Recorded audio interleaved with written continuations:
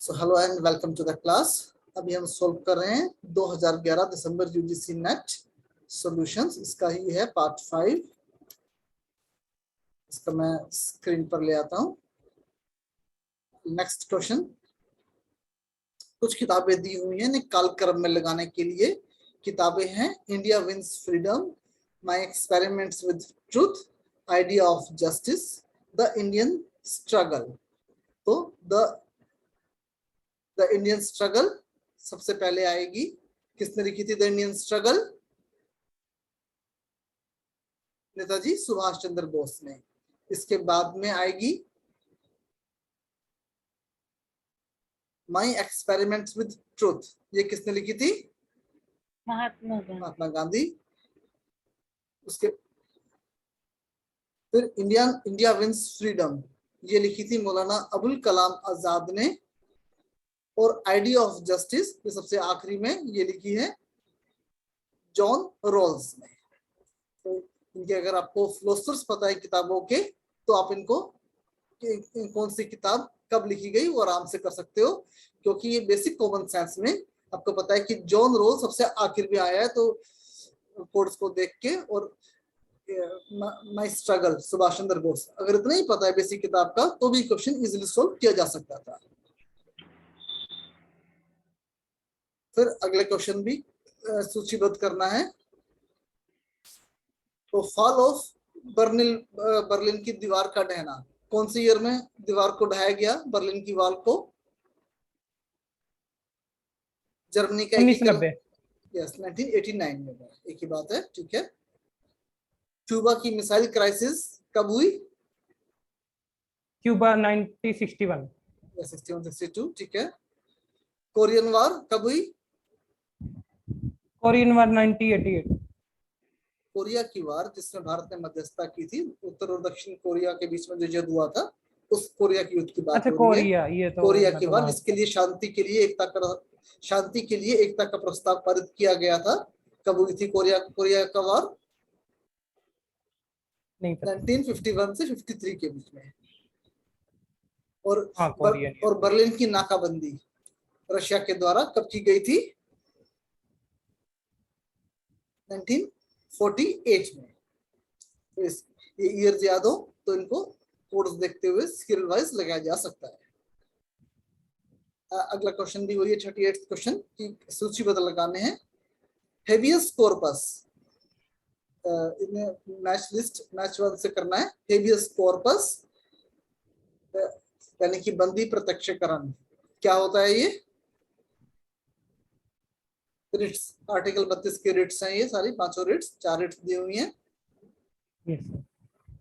फटाफट बताओ बंदी प्रत्यक्षीकरण क्या बोलते हैं?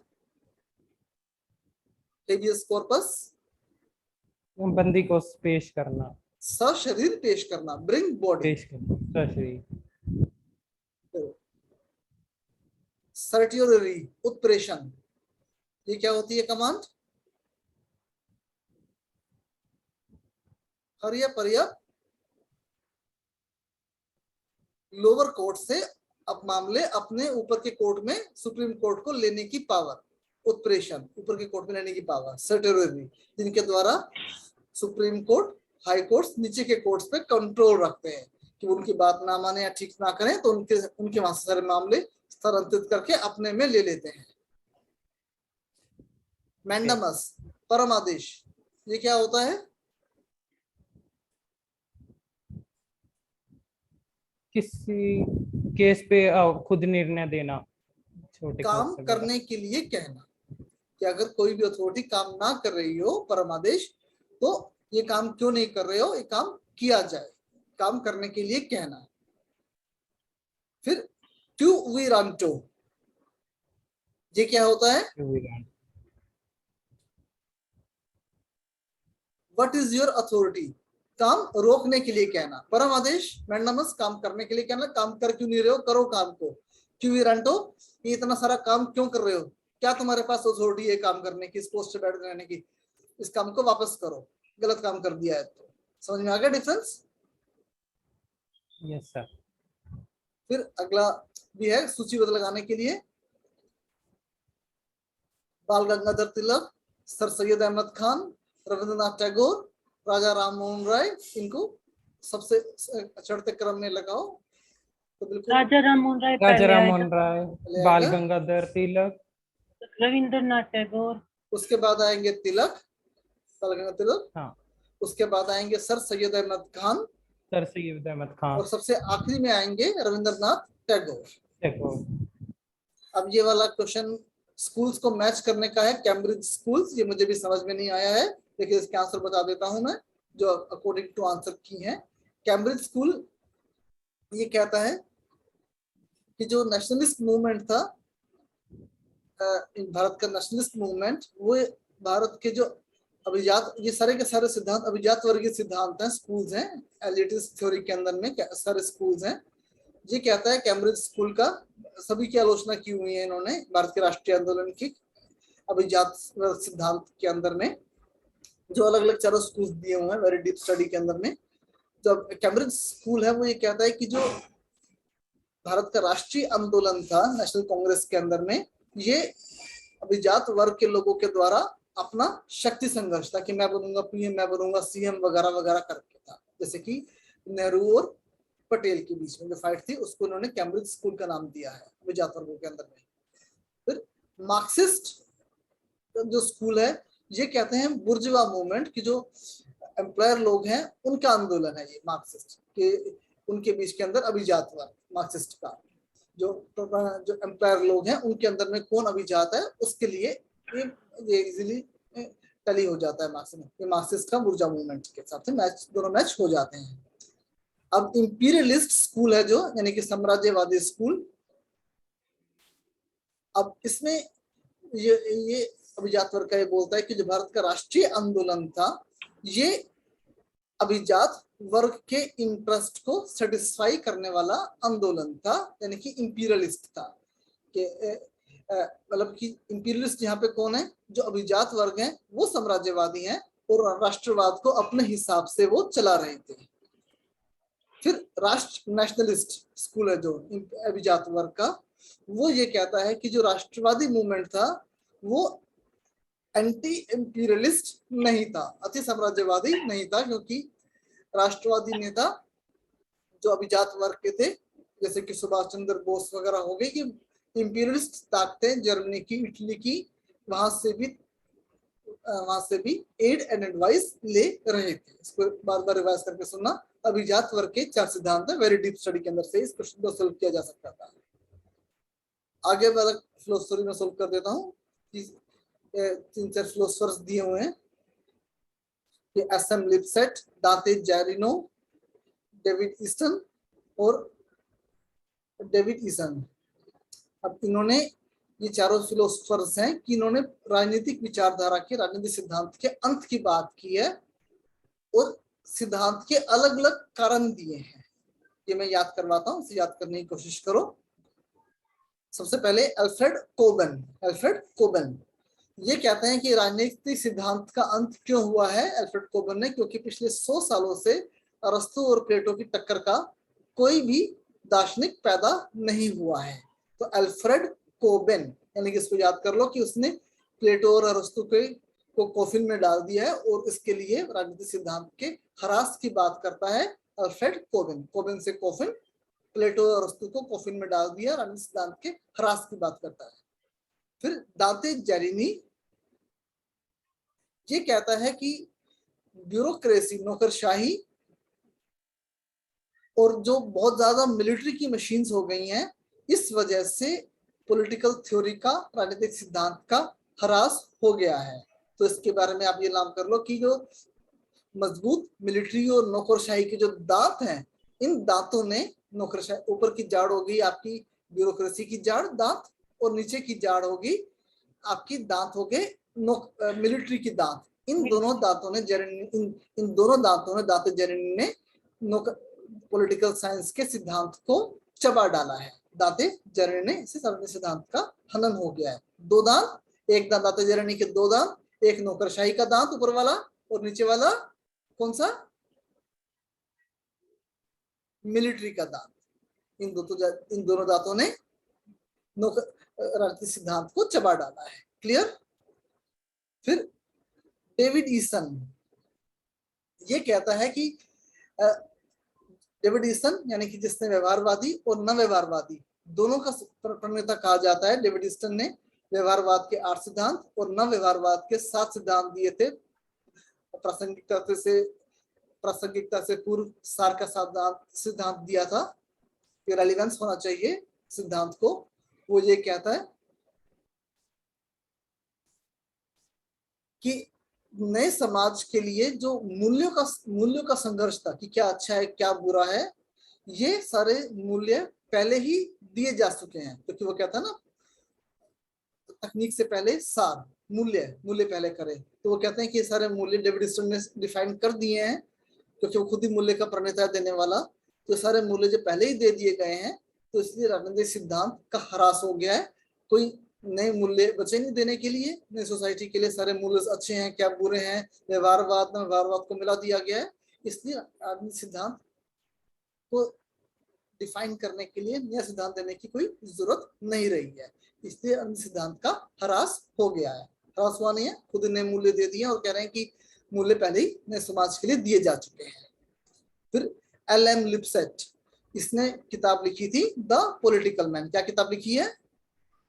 द पॉलिटिकल मैन, इतिहास कांड। यस। अब ये कहते हैं आज ही ये करके आए। और अब ये पॉजिटिविज्म है अगस्त कांते की तरह। इन्होंने इसका पॉजिटिविज्म का प्रणेता दिया और विचारधाराओं का दिया है। तो ये कहते हैं कि राजनीतिक सिद्धांत का ह्रास इसलिए हो गया है क्योंकि पॉजिटिविज्म का उदय हो गया है कि हर चीज अच्छा लोग देखते हैं क्या करना है, और विचारधाराओं का प्रभुत्व हो गया है। मार्क्सिस्ट, जिहादी,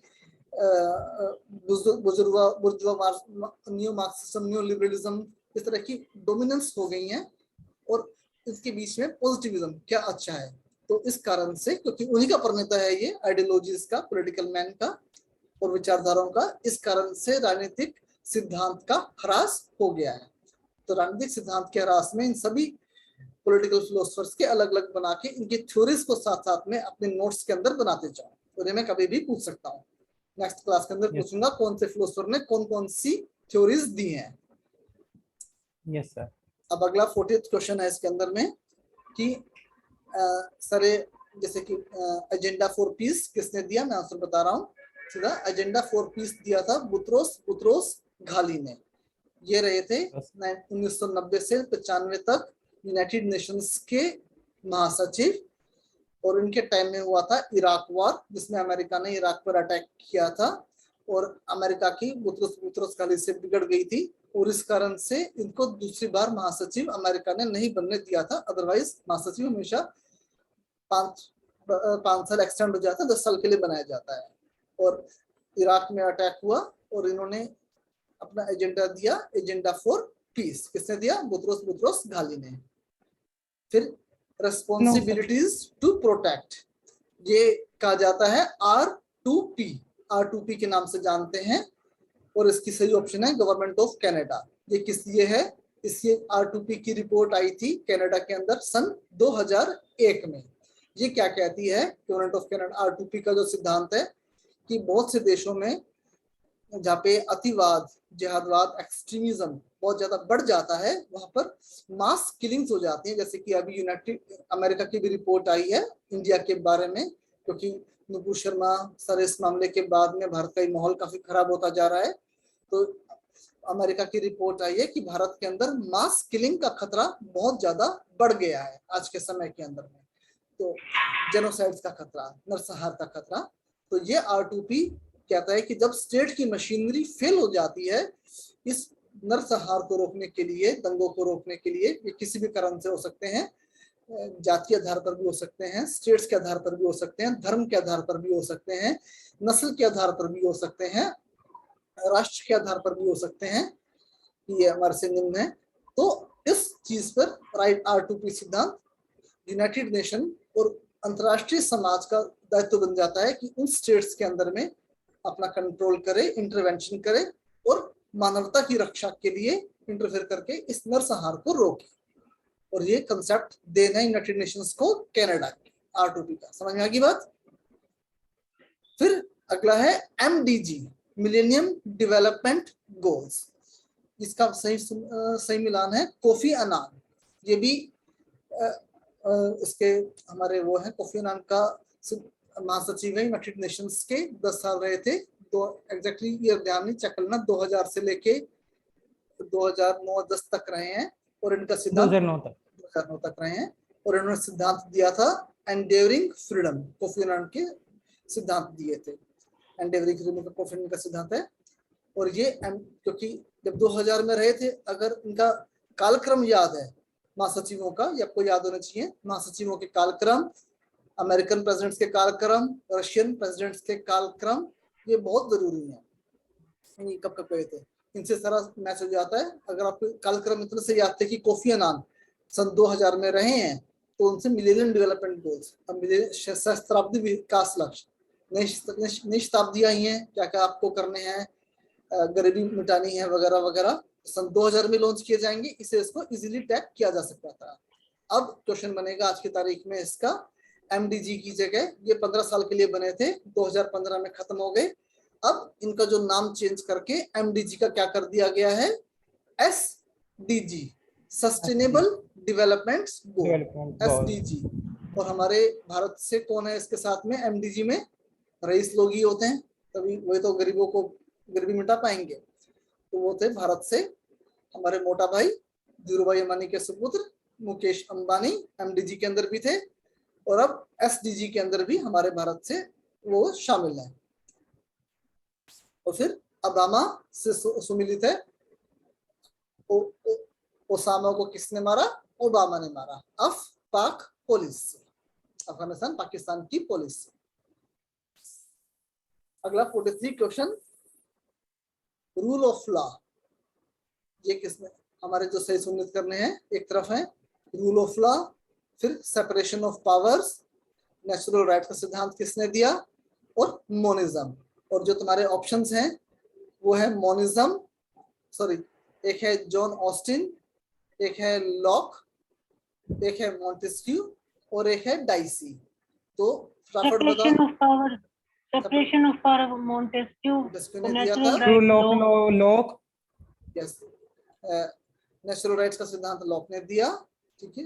नेचुरल, और रूल ऑफ लॉ डाइसी ने दिया था, ज्यूरिस्ट बताया था स्टार्टिंग के अंदर में, पिछले क्वेश्चन के अंदर भी आया हुआ है। लॉ का साम्राज्य होना चाहिए। और लॉ का आधार क्या बताया डाइसी ने, पर्सनल लिबर्टी को बताया है। लॉ का आधार क्या बताया, पर्सनल लिबर्टी को। और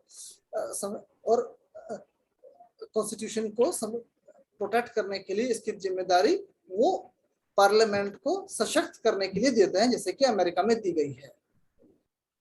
और मोनिज्म ये है जॉन ऑस्टिन। जॉन मोनिज्म का मतलब होता है, ये थ्योरी नेचुरल साइंस, एंथ्रोपोलॉजी, कई जगह पे थ्योरी इस्तेमाल की जाती है मोनिज्म की। मोनिज्म का मतलब होता है वननेस, एक रूपता, एक का रूल चलना।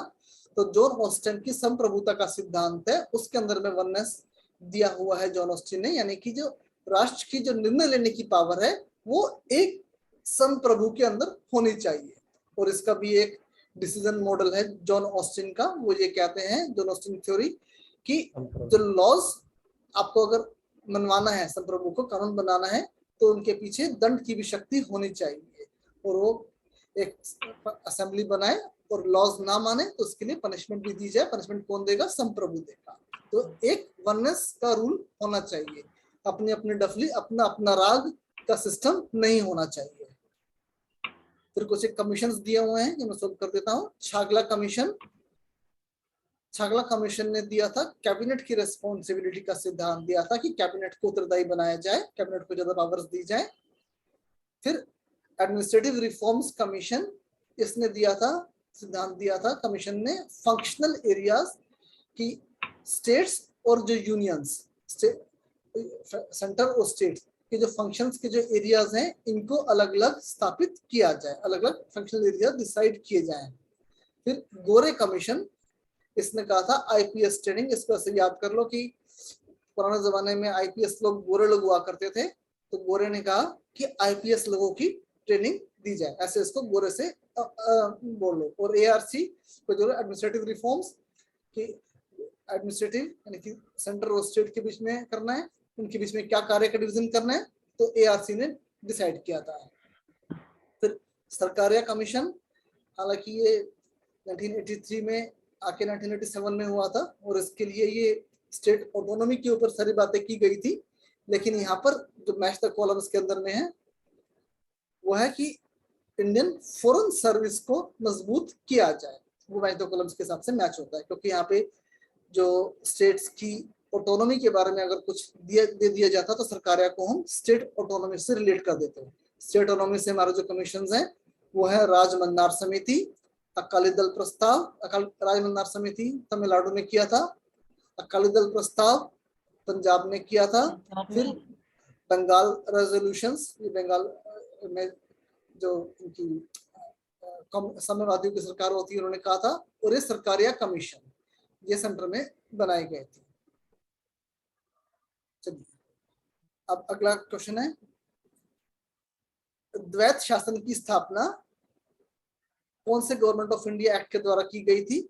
1861, 1909, 1919 या 1935? फटाफट बताओ, चार एक्ट हैं। द्वैत शासन की स्थापना 1861, 1909, नहीं 1909 गलत है, 1919 के द्वारा की, नहीं 1919 में की गई थी द्वैत शासन की स्थापना। फिर प्रोविंशियल ऑटोनॉमी ये कौन से एक्ट में दी गई थी? राज्य को स्वायत्तता, ये 1935 के एक्ट में दी गई थी।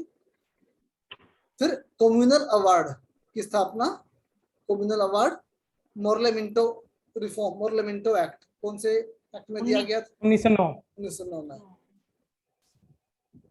फिर राज्यों के लिए लेजिस्लेटिव काउंसिल्स देने का शुरुआत कब की गई थी?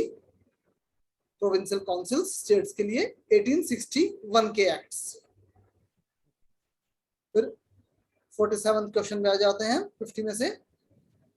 बीजेपी की स्थापना वर्ष, हरी अप? 1985, 1980। 80, मंडल कमीशन 1989, 1989, ठीक है, 1990, ठीक है।